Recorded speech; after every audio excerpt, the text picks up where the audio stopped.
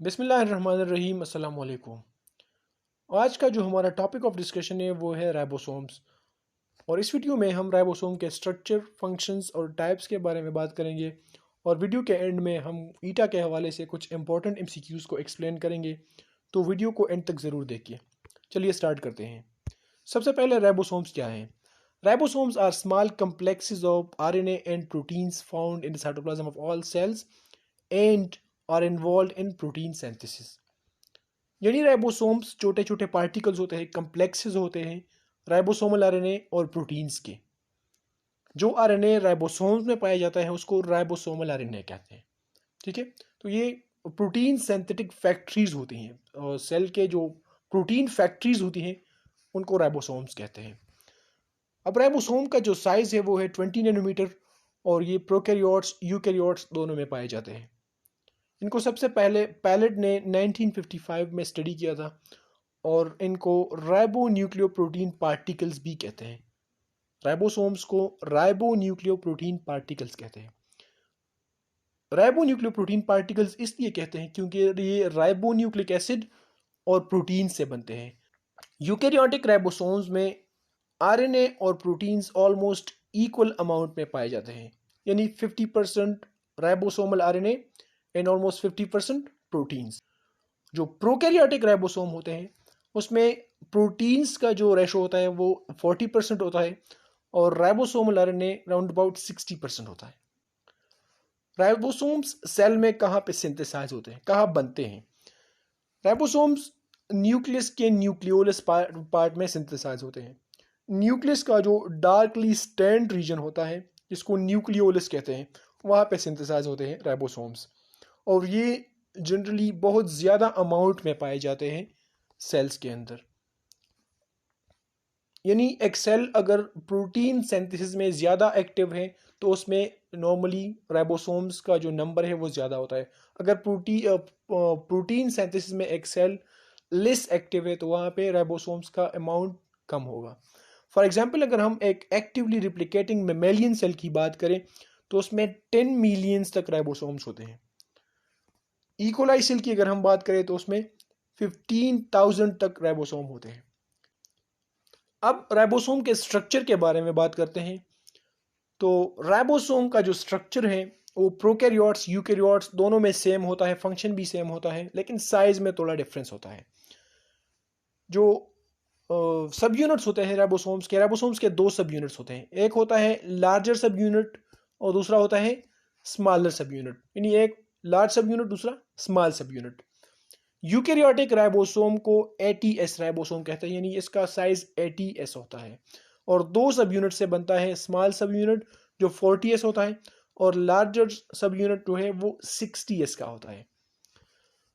Eukaryotic ribosome के smaller सब unit में 35 प्रोटीन्स और एक राइबोसोमल आरएनए का मॉलिक्यूल होता है, 18s राइबोसोमल आरएनए। और लार्जर सब यूनिट में 50 प्रोटीन्स और 3 राइबोसोमल आरएनए के स्पीशीज होते हैं, 28s ribosomal RNA, 5s ribosomal RNA and 5.8s ribosomal RNA. ये लार्जर सब यूनिट में पाए जाते हैं। अब प्रोकैरियोटिक राइबोसोम की अगर बात करें, इसका साइज होता है 70s, इसको 70s राइबोसोम कहते हैं। इसका जो स्मॉलर सब यूनिट होता है या स्मॉल सब यूनिट वो 30s का होता है, और लार्जर सब यूनिट 50s का होता है। स्मॉल सब यूनिट में 21 प्रोटीन्स और एक राइबोसोमल आरएनए का स्पीशी होता है, 16s राइबोसोमल आरएनए। जबकि लार्जर सब यूनिट में 34 प्रोटीन्स और 2 राइबोसोमल आरएनए के मॉलिक्यूल्स होते हैं, 23s ribosomal RNA and 5s ribosomal RNA. अब यहाँ पे ये हम प्रोकैरियोटिक और यूकैरियोटिक राइबोसोम्स की थोड़ी डायग्रामेटिक रिप्रेजेंटेशन करते हैं, और उसमें मुख्तलिफ प्रोटीन्स और राइबोसोमल आरएनए के स्पीशीज़ को एक्सप्लेन करते हैं डायग्रामेटिकली। एक साइड पे है यूकैरियोटिक राइबोसोम जो कि 80s राइबोसोम है। इसका एक सब यूनिट लार्जर सब यूनिट 60s होता है, एक सब यूनिट लार्जर सब यूनिट जो कि 60s का है, वो 3 ribosomal RNA species 5s, 28s और 5.8 इस राइबोसोमल आरएनए से मिलके बना है। प्लस लार्जर सब यूनिट में इन 3 आरएनए मॉलिक्यूल्स के अलावा 50 प्रोटीन्स होते हैं। स्मॉलर सब यूनिट जो 40s का होता है उसमें 35 प्रोटीन्स और 18 एस राइबोसोमल आरएनए पाया जाता है। इसी तरह प्रोकैरियोटिक राइबोसोम जो कि 70s का है, इसमें लार्जर सब यूनिट है 50s का, स्मॉलर सब यूनिट 30s का है। लार्जर सब यूनिट में 2 राइबोसोमल आरएनए के मॉलिक्यूल्स होते हैं, 5s राइबोसोमल आरएनए और 23s राइबोसोमल आरएनए। इसी तरह लार्जर सब यूनिट में 34 प्रोटीन्स भी होते हैं और स्मॉलर सब यूनिट में एक ribosomal RNA, 16s ribosomal RNA और 21 प्रोटीन्स पाए जाते हैं। यूकैरियोटिक राइबोसोम की बात करते हैं तो यूकैरियोटिक राइबोसोम का जो ओवरऑल साइज है वो है 80s और 2 सब यूनिट्स जो होते हैं, एक है 60s और दूसरा है 40s। तो सब यूनिट्स का जो एडिटिव वैल्यू है वो 100 आता है और ओवरऑल राइबोसोम का जो साइज है वो है 80s। वो इसलिए कि जो लार्जर और स्मॉलर सब यूनिट होते हैं वो एक दूसरे के साथ मर्ज होते हैं, थोड़ा सा ओवरलैपिंग या मर्जिंग होता है दोनों सब यूनिट्स के दरमियान, और इस मर्जिंग या ओवरलैपिंग की वजह से ओवरऑल राइबोसोम का साइज इन दोनों सब यूनिट्स के एडिटिव वैल्यू से कम आता है। ठीक है। अच्छा, अब जितने भी राइबोसोमल आरएनए के स्पीशीज हैं या मॉलिक्यूल्स हैं, ये सारे एक राइबोसोमल आरएनए से बनते हैं जिसको प्री राइबोसोमल आरएनए कहते हैं। और ये प्री राइबोसोमल आरएनए राइबोन्यूक्लिएजेज इस प्री राइबोसोमल आरएनए को डाइजेस्ट करता है और डिफरेंट साइज्ड फ्रेगमेंट्स बनाता है। For example this is pre ribosomal RNA और ये प्री राइबोसोमल आरएनए आरएनएजेस से डाइजेस्ट होता है और डिफरेंट साइज्ड फ्रेगमेंट्स बनते हैं like 5s, 5.8s, 16s etcetera. और ये डिफरेंट साइज्ड मॉलिक्यूल्स राइबोसोमल सब यूनिट्स में फिर इनकॉर्पोरेट होते हैं। ठीक है। अब जो राइबोसोमल सब यूनिट्स हैं इसका मेजरमेंट यूनिट क्या है? इसको मेजर किया जाता है स्ट्रेचबर्ग यूनिट्स में। हम कहते हैं 60s राइबोसोम, 60s सब यूनिट और 40s सब यूनिट। तो ये एस क्या है? ये स्ट्रेचबर्ग यूनिट है जो कि रिप्रेजेंट करता है सेडिमेंटेशन रेट को। सेडिमेंटेशन का मतलब ये है कि एक सस्पेंशन में, एक सोल्यूशन में पार्टिकल्स कितनी तेजी से वो सेटल डाउन होता है बॉटम में। अगर एक पार्टिकल तेजी से सेटल डाउन होता है तो उसका मॉलिक्यूलर मास ज़्यादा होता है। अगर वो एक पार्टिकल वो देर से सेटल डाउन होता है तो उसका मॉलिक्यूलर मास अकॉर्डिंगली कम होता जाता है। अब जो 2 सब यूनिट्स है राइबोसोम्स के, स्मॉलर और लार्जर सब यूनिट, इसकी एक दूसरे के साथ अटैचमेंट और प्रोटीन सिंथेसिस के दौरान मैसेंजर आरएनए के साथ अटैचमेंट के लिए मैग्नीशियम आयन की ज़रूरत होती है। 70s राइबोसोम जो हम कहते हैं प्रोकैरियोट्स में पाया जाता है।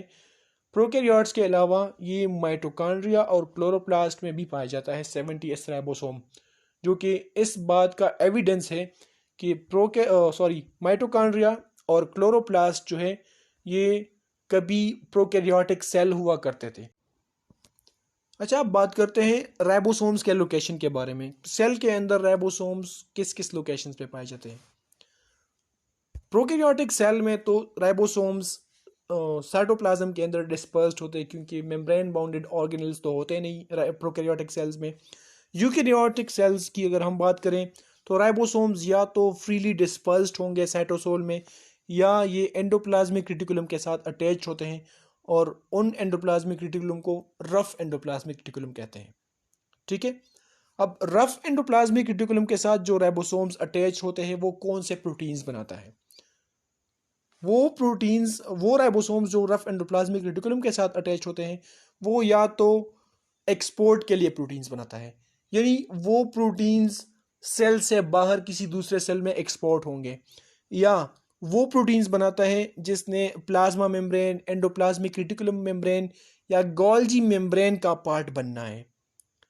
ठीक है। या वो प्रोटीन्स जो कि लाइसोसोमिक एंजाइम्स है, जो लाइसोसोम्स के अंदर जाना है, जिन प्रोटीन्स ने, वो प्रोटीन्स रफ एंडोप्लाज्मिक रेटिकुलम के साथ जो राइबोसोम्स बाइंड होते हैं वहां पे बनते हैं। ठीक है। और जो फ्रीली डिस्पर्स्ड राइबोसोम्स होते हैं साइटोसोल के अंदर या साइटोसोलिक राइबोसोम्स होते हैं, वो जनरली साइटोसोल के अंदर जो एंजाइम्स चाहिए होते हैं या जो प्रोटीन्स चाहिए होते हैं वो बनाते हैं, या माइटोकॉन्ड्रिया, पेरोक्सिसोम या न्यूक्लियस के अंदर जो राइबोसोम्स चाहिए और जो प्रोटीन्स चाहिए होते हैं वो प्रोटीन्स साइटोसोलिक राइबोसोम्स पे बनते हैं। ठीक है। हेमोग्लोबिन जो है ये एक प्रोटीन है जो कि फ्रीली डिस्पर्स्ड राइबोसोम्स पे बनता है। This is an example of protein synthesised by freely dispersed ribosome. अब राइबोसोम पे मौजूद 3 साइट्स की बात करते हैं। राइबोसोम पे 3 साइट्स होते हैं, A site, P site and E site, जो कि दोनों सब यूनिट्स को कवर करते हैं, यानी लार्जर स्मॉलर सब यूनिट दोनों पे ये साइट्स पाए जाते हैं। और ये तीनों साइट्स जो हैं ए, पी और ई साइट, ये different types of RNA molecules को बाइंड करते हैं ड्यूरिंग प्रोटीन सिंथेसिस। ठीक है। अब राइबोसोम का जो फंक्शन है वो है protein synthesis. Main function ribosome का यही है, ये प्रोटीन फैक्ट्रीज है। राइबोसोम क्या करता है, मैसेंजर आरएनए को रीड करता है, मैसेंजर आरएनए पे जो सीक्वेंस है कोडान की उसके मुताबिक अमाइनो एसिड्स को लाता है और पॉलीपेप्टाइड चेन यानी प्रोटीन्स बनाता है। ठीक है। तो ए साइट पे क्या होता है, ए साइट पे वो ट्रांसफर आरएनए आता है, ए साइट जिसको अमाइनो एसाइल साइट भी कहते हैं। अमाइनो एसाइल साइट या ए साइट पे जो इनकमिंग चार्ज ट्रांसफर आरएनए होता है जिसके साथ अमाइनो एसिड अटैच है वो ए साइट पे अटैच होता है। पी साइट पे जो ग्रोइंग पॉलीपेप्टाइड चेन होता है, यानी वो ट्रांसफर आरएनए जिसको पेप्टिडाइल ट्रांसफर आरएनए कहते हैं, और पी साइट को पेप्टिडाइल साइट भी कहते हैं। तो पेप्टिडाइल साइट पे पेप्टिडाइल ट्रांसफर आरएनए अटैच होता है। पेप्टिडाइल ट्रांसफर आरएनए क्या होता है, पेप्टिडाइल ट्रांसफर आरएनए वो आरएनए होता है जिस पे ऑलरेडी जो प्रोटीन सिंथेसाइज्ड है, जो amino acid already polypeptide chain के अंदर लगे हुए हैं, वो चेन पेप्टिडाइल आरएनए के साथ अटैच है। और पेप्टिडाइल आरएनए राइबोसोम में पी साइड पे अटैच होता है। ठीक है। यानी जो ग्रोइंग चेन होता है वो पी साइड पे होता है। और ई साइड को एग्जिट साइड भी कहते हैं। एग्जिट साइड पे जो अनलोडेड ट्रांसफर आरएनए है या एम्प्टी ट्रांसफर आरएनए है वो ई साइड पे होता है, and that transfer RNA is about to leave the ribosome. ठीक है। अब इस डायग्राम में आप लोगों को ये मैं क्लियरली एक्सप्लेन करता हूँ। ड्यूरिंग प्रोटीन सिंथेसिस ये देखें, ये जो है ये मैसेंजर आरएनए मॉलिक्यूल है। अब ये मैसेंजर आरएनए मॉलिक्यूल्स पे कोडान रीड करता है कौन, राइबोसोम रीड करता है। अब ये 3 साइट्स है राइबोसोम पे, ये ए साइट, ये पी साइट और ये E site, amino acyl site, peptidyl site and exit site. ठीक है। अब ए साइट पे जो इनकमिंग ट्रांसफर आरएनए है, चार्ज ट्रांसफर आरएनए, ये जो है इसके साथ राइबोसोम अटैच है, सॉरी अमाइनो एसिड अटैच है। ये ट्रांसफर आरएनए है और ये इसके साथ अमाइनो एसिड अटैच है। ठीक है। तो इसको कहते हैं अमाइनो एसाइल ट्रांसफर आरएनए। ये अमाइनो एसाइल ट्रांसफर आरएनए ए साइट पे अटैच होता है। ठीक है। पी साइट पे ये आप लोग देख सकते हैं जो ऑलरेडी सिंथेसाइज्ड पॉलीपेप्टाइड चेन है, ग्रोइंग पॉलीपेप्टाइड चेन, ये सारे अमाइनो एसिड्स इनमें इनकॉर्पोरेट हुए हैं। तो ये growing polypeptide chain P site पे जो ट्रांसफर आरएनए होता है वहां पे अटैच होता है। और ई साइट पे अगर आप लोग देख लें, ये है ई साइट। तो ई साइट पे ये ट्रांसफर आरएनए जो है ये डी एसाइलेटेड ट्रांसफर आरएनए या जो एम्प्टी ट्रांसफर आरएनए है ये वाला, ये ई साइट से क्या एग्जिट होता है। ठीक है। तो इसी तरह राइबोसोम जो है वो मैसेंजर आरएनए को रीड करता है और प्रोटीन बनाता है। अब पॉलीसोम क्या है, पॉलीसोम या पॉलीराइबोसोम जो है, it is a group of ribosomes attached to single messenger RNA। ठीक है। पॉलीसोम या polyribosome, it is a group of ribosomes attached to single messenger RNA. यानी ये आप लोग देख सकते हैं ये एक मैसेंजर आरएनए मॉलिक्यूल है और इस पे ये मल्टीपल राइबोसोम्स अटैच्ड हैं। ये तब होता है जब हमें शॉर्ट टाइम में ज़्यादा कॉपीज़ चाहिए होते हैं किसी स्पेसिफिक प्रोटीन्स के। तो एक राइबोसोम यहाँ पे जब ट्रैवल करता है, थोड़ा पॉलीपेप्टाइड चेन बनता है, तो उसके बाद दूसरा राइबोसोम, उसके बाद तीसरा, चौथा एंड पांचवा राइबोसोम अटैच होता है। यानी ये जो पॉलीपेप्टाइड चेन है ये कंप्लीट हो गया, इसके बाद ये दूसरा कंप्लीट होने वाला है एंड सो ऑन। तो इसको कहते हैं पॉलीसोम। पॉलीसोम पे ये होता है कि शॉर्ट टाइम में किसी स्पेसिफिक प्रोटीन की बहुत सारी कॉपीज बनती हैं। अब राइबोसोम्स के हवाले से दो तीन इंपॉर्टेंट एमसीक्यूज को एक्सप्लेन करते हैं। For example the first MCQ is 70 S ribosomes are found in eukaryotes, prokaryotes, both A and B, or none। तो ऑब्वियसली प्रोकैरियोट्स में तो पाए जाते हैं, लेकिन यूकैरियोट्स के माइटोकॉन्ड्रिया और क्लोरोप्लास्ट के अंदर भी 70 S राइबोसोम्स पाए जाते हैं। तो यहाँ पे जो करेक्ट आंसर है वो प्रोकैरियोट्स नहीं है, वो है बोथ ए एंड बी। यानी प्रोकैरियोटिक सेल के अंदर राइबोसोम 70 S होते हैं और यूकैरियोटिक सेल के माइटोकॉन्ड्रिया और क्लोरोप्लास्ट के अंदर 70 S राइबोसोम्स होते हैं। The answer is both A and B. The attachment of two subunits of ribosomes on mRNA requires protein, calcium ions, magnesium ions, and potassium ions. So obviously the answer is magnesium ions. Third question is ATS ribosome. Yani eukaryotic ribosome is formed by the combination of 50 and 30S, 70 and 10S, 60 and 40S, both A and B. तो obviously अगर हम इसको add करते हैं तो 50 और 70, 50 30 और 70 10 का जो है वो एडिटिव वैल्यू 80 आता है।